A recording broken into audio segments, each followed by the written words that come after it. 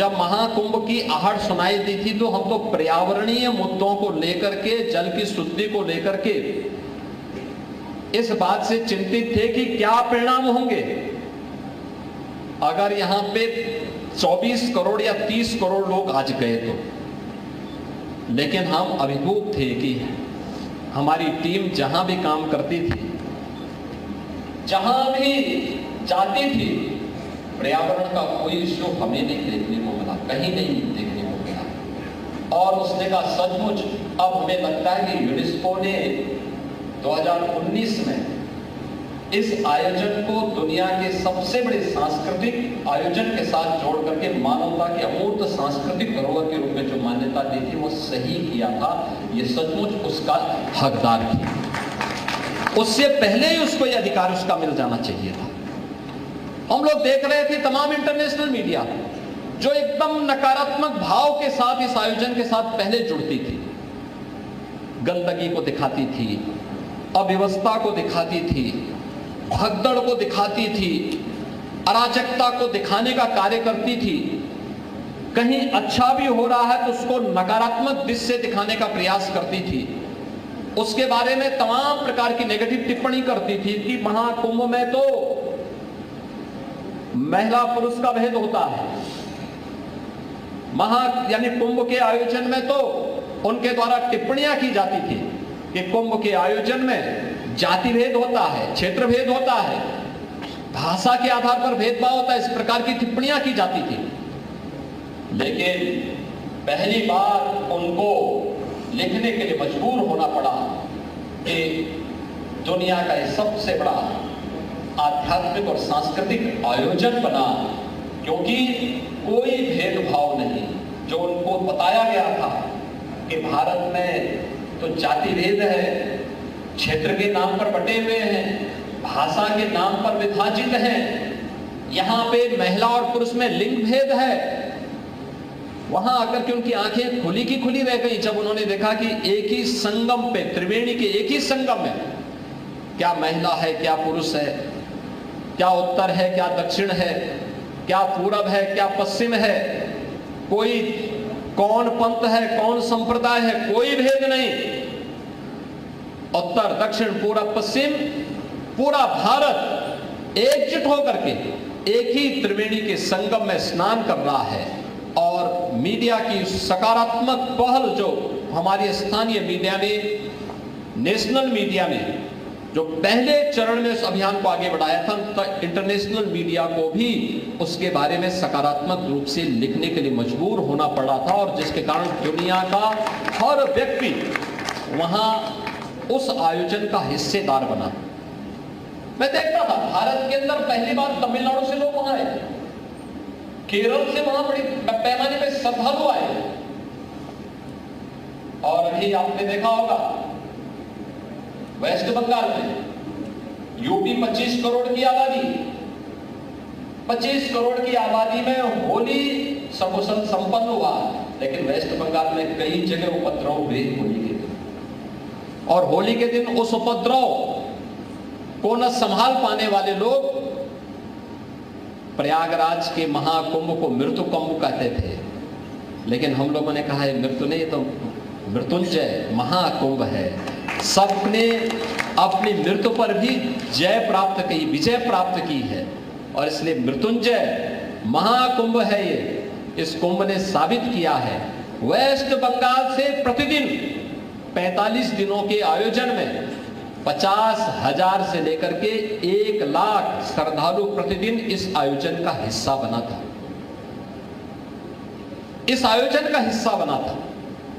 यानी इतने बड़े पैमाने पर श्रद्धालु वहां से आ रहे थे, क्या उत्तर, क्या दक्षिण, क्या पूरब, क्या पश्चिम, और दुनिया के अंदर भी 100 से अधिक देशों ने इस कार्यक्रम में भागीदारी की थी। 74 देशों के तो एम्बेसडर और हाई कमिश्नर इस आयोजन का हिस्सा बने थे। 12 देशों के राष्ट्राध्यक्ष या फिर वहां सरकार के मंत्री इस आयोजन का हिस्सा बने थे। अन्य देशों से श्रद्धालु आए थे। हम देख रहे थे कि अप्रवासी भारतीयों में कितनी ललक थी। 90 साल 95 साल की उम्र में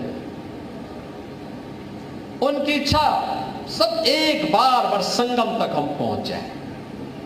एक बार पता लगा व्हील चेयर में चल रहे हैं, लेकिन फिर भी हम बोलते थे भाई कुछ पैदल चलना पड़ सकता, चले जाएंगे। अरे आप व्हील चेयर में कैसे चले जाएंगे आप? नहीं नहीं, बस हमें प्रयागराज तक पहुंचवा दीजिए, बाकी हम लोग चले जाएंगे। यानी ये जो भाव था, ये भाव दिखाता है कि कितनी बड़ी ताकत मीडिया के पास है कि पूरी दुनिया को वह महाकुंभ का इस बड़े आयोजन में इस समागम का हिस्सा बनाती है। और मीडिया की उस सकारात्मक लेखनी ने सचमुच मानवता के मूर्त सांस्कृतिक धरोहर के रूप में महाकुंभ को स्थापित करके 66 करोड़ से अधिक श्रद्धालुओं को प्रयागराज नहाने में मदद की है। अगर मीडिया नहीं होता, सरकार कितना प्रचार करती, कहां तक जाती? हमने तो देश के अंदर कुछ राज्यों में अपने मंत्रियों को भेजा था, और मंत्रियों को भी भेजा था कि भाई आप जा रहे हैं तो संबंधित राज्य के मुख्यमंत्री और वहां के माननीय राज्यपाल को आमंत्रण दे देना, हो सके एक प्रेस कर देना। लेकिन उससे एक सकारात्मक स्वरूप देकर के कैसे आगे बढ़ाने का काम किया, इतने बड़े आयोजन के रूप में, दुनिया के सबसे बड़े आयोजन के रूप में बदलने का काम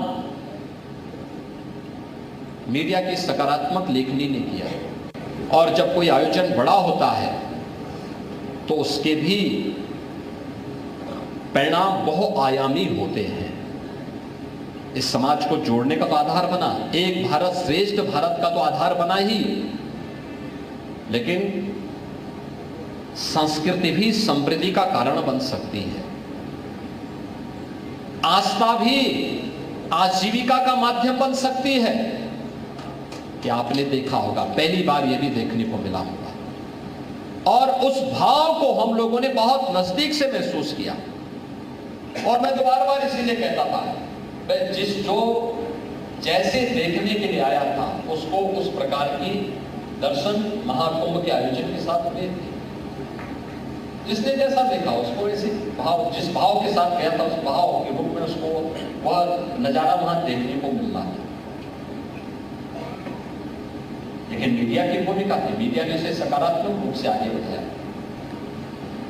मीडिया की समाज के प्रति जन जागरण में बड़ी भूमिका हो सकती है, और उस भूमिका के साथ मुझे लगता है कि आज के दिन पर उसकी सबसे बड़ी आवश्यकता है, क्योंकि सोशल मीडिया प्लेटफॉर्म आज की युवा पीढ़ी उसका उपयोग बेहतर तरीके से कर रही है। उसके पास कम समय होता है कि वह टेलीविजन देख सके या न्यूज़पेपर का अवलोकन कर सके। वह डिजिटल फॉर्म में सभी न्यूज़पेपर भी हैं, चैनल भी हैं, उन सबको उसके माध्यम से वो देखता है, अपने अनुसार उसका अवलोकन भी करता है, उसकी समीक्षा भी करता है।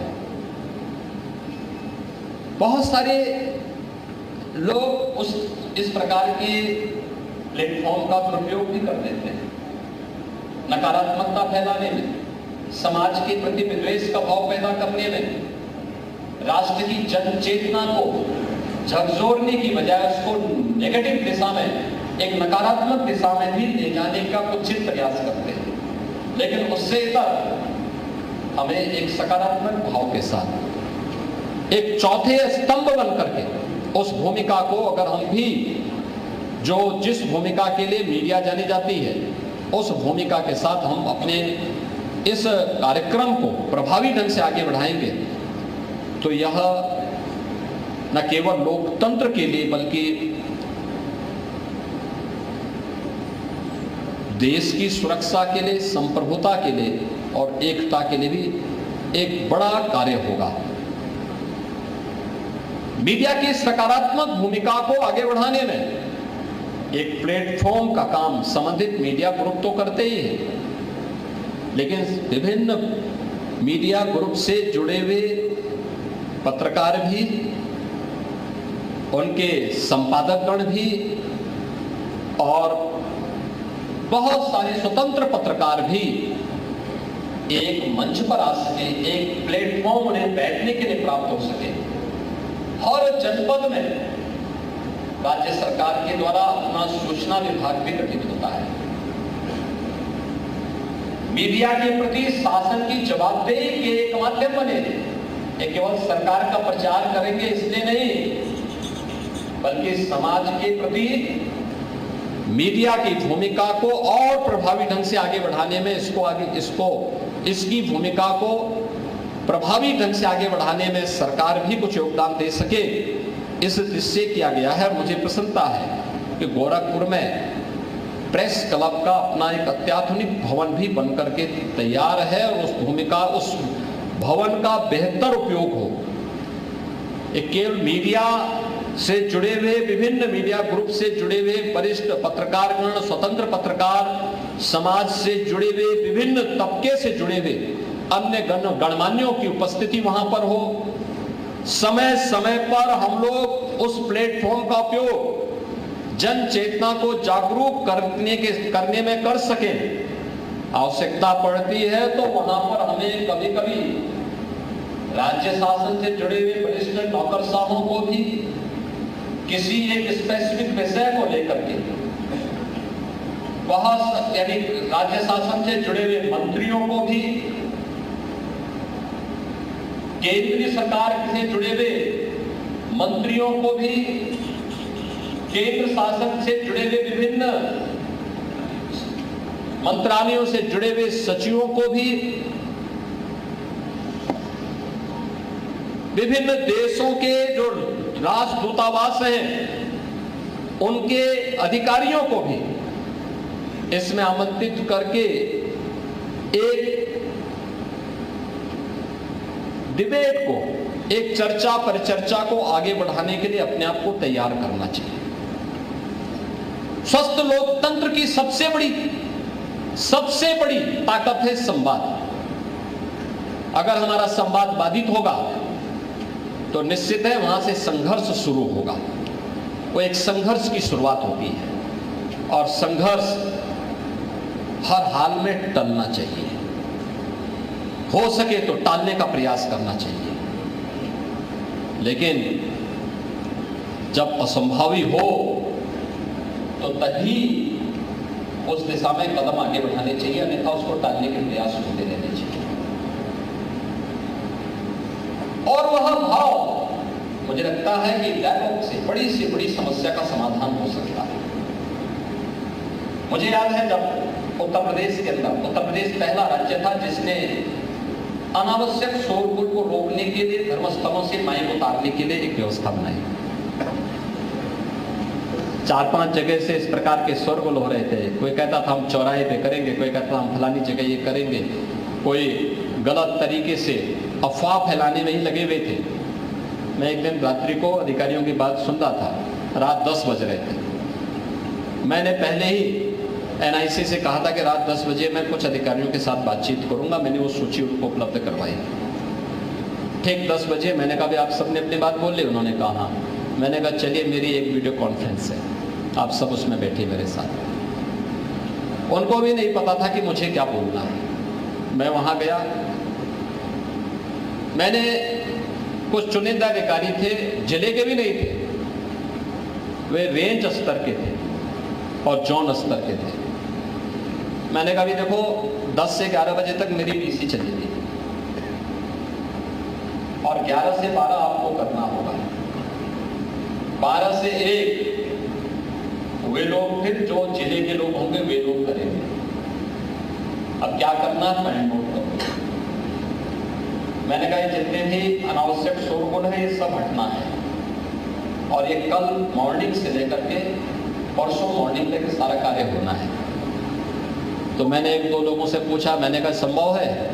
उन्होंने कहा साहब बहुत कठिन है। मैंने कहा क्यों कठिन है? उन्होंने कहा साहब ये कैसे हो सकता है? मैंने कहा इतना बड़ा तंत्र क्यों है? उन्होंने कहा है लेकिन साहब संभव नहीं दिखता है। मैंने कहा संभव बनाने के लिए ही मैं जुड़ा हूँ और संभव की भाषा है संवाद। उन्होंने कहा संवाद? मैंने कहा हाँ। कल सुबह जाइए और 2 काम होंगे। कोई भी धर्मस्थल माइक बजाएगा तो अपनी परमिसेस के अंदर बजाए, उसकी आवाज़ उसके परिसर के बाहर नहीं आनी है। आएगी तो फिर जवाबदेही तय होगी। लेकिन इसके लिए पहले आप उनको समझाइए, बताइए। कोई बीमार आदमी होगा, कोई बुजुर्ग आदमी होगा, कोई हो सकता है कि किसी व्यक्ति को अच्छा नहीं लग रहा होगा, उन भावनाओं को भी सम्मान देना होगा। और ये कार्य होगा अगले 24 घंटे के अंदर। आप सभी इस पोर्टल पर अपनी रिपोर्टिंग करेंगे। आपने देखा होगा 48 घंटे के अंदर उत्तर प्रदेश से सारा शोरगुल समाप्त हो गया। इस संवाद की भाषा, अगर हम जबरदस्ती पहले चरण में संवाद की बजाय संघर्ष मोड़ लेते, क्या ये संभव हो पाता?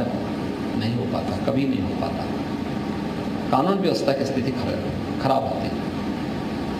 सुशासन के लिए अच्छी कानून व्यवस्था चाहिए, लेकिन उसकी पहली शर्त संवाद है। लोकतंत्र की पहली भाषा, पहली जो शर्त है वो संवाद है। हम जबरन अपनी बात को किसी पे थोप नहीं सकते, लेकिन संवाद से बड़ी समस्या का समाधान कर सकते हैं। और जब भी हम संवाद की भाषा से अपने आप को अलग करते हैं तो वह एक नए संघर्ष को बढ़ावा देती है। उस संघर्ष से बचने की आवश्यकता है। और मीडिया उस संवाद की भाषा को अगर प्रभावी ढंग से आगे बढ़ाएगी और फिर उस समय उन बातों को आगे बढ़ाएगी तो बहुत सारे कंफ्यूजन जो होते हैं स्थानीय स्तर पर, रीजनल स्तर पर, नेशनल राष्ट्रीय स्तर पर, अंतर्राष्ट्रीय स्तर पर, इन बहुत सारी समस्याओं का समाधान इस संवाद के माध्यम से किया जा सकता है। और उस संवाद को प्रभावी ढंग से आगे बढ़ाने का जो सबसे सशक्त माध्यम हो सकता है वह मीडिया हो सकती है। आपके पास आवश्यक नहीं कि हम 1 लाख लोगों को इकट्ठा करके अपनी बात सुनाएं। आपके लिए 200 लोग पर्याप्त हैं। 200 लोग सामने बैठेंगे और 200 लोग में से हर व्यक्ति लिखना प्रारंभ कर देगा तो मान करके चलिए कि वो 2 करोड़ लोगों तक वो आवाज आपकी वैसे ही पहुंच जा रही। एक झटके में 2 करोड़ लोगों तक आप पहुंचा दे रहे हैं। यानी उसको वहां तक पहुंचने में कोई, और फिर वे 2 करोड़ लोग भी उसको सकारात्मक भाव के साथ आगे बढ़ाएंगे तो उसको 20 करोड़ और 25 करोड़ लोगों तक पहुंचने में कोई देर नहीं लगेगी, कोई देर नहीं लगेगी। मैंने महाकुंभ का उदाहरण आपको बताया है और ऐसे ही अन्य मुद्दों को लेकर विश्वविद्यालय के कुलपतियों को विभिन्न विषयों को लेकर के बुलवाइए, विश्वविद्यालय के प्राध्यापकों को बुलवाइए, समाज जीवन से जुड़े हुए अलग अलग तबके में बहुत सक्सेस स्टोरी के साथ जिन लोगों ने काम प्रारंभ किया, किसी ने व्यापार के क्षेत्र में किया होगा, किसी ने कृषि के क्षेत्र में किया होगा, किसी ने, कोई युवा होगा उसने कोई इनोवेशन किया होगा, कोई अपना स्टार्टअप प्रारंभ किया होगा, कोई महिला होगी जिसने आर्थिक स्वावलंबन का एक नया मॉडल प्रस्तुत किया होगा। ये ढेर सारे उदाहरण हैं। अगर मीडिया उसको आगे नहीं बढ़ाएगी तो प्रतिभा दब जाएगी। उस प्रतिभा से प्रेरणा प्राप्त करने वाला जो बड़ा तबका है वह आगे नहीं बढ़ सकता है। और याद रखना, एक समय के बाद प्रतिभा को थोड़ा भी रास्ता मिलेगा तो वो अपना रास्ता स्वयं तय कर लेता। थोड़ा सा सरकार का संबल मिले या फिर समाज का संबल मिलता तो अपना रास्ता स्वयं आगे बढ़ा लेता है। मुझे याद है कोविड कालखंड था, मैं झांसी गया था। झांसी की 5-6 महिलाएं वे मुझे एक कार्यक्रम में मिली। उन्होंने कहा साहब कोई काम धाम हमें मिल जाता है।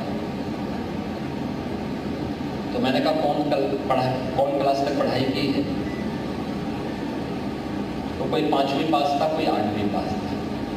मैंने कहा भाई 5वीं 8वीं पास आप काम क्या कर रहे हैं? लेकिन मैं ना भी नहीं कह सकता। मैंने कहा ठीक है हम इसमें बात करते हैं। तो मैंने वहां पे गया तो एक अधिकारी वहां पे थे। मैंने कहा भाई इनके लिए कोई काम धाम चेक करो। उसी समय कार्रवाई प्रारंभ हुई। वहां पे 6 लोगों से बनाया गया बलिनी मिल्क प्रोड्यूसर। दुग्ध समिति एक बनाई गई वहाँ पे बुंदेलखंड के लिए, और आप देखें कि उस दुग्ध समिति ने कितना अच्छा काम किया है।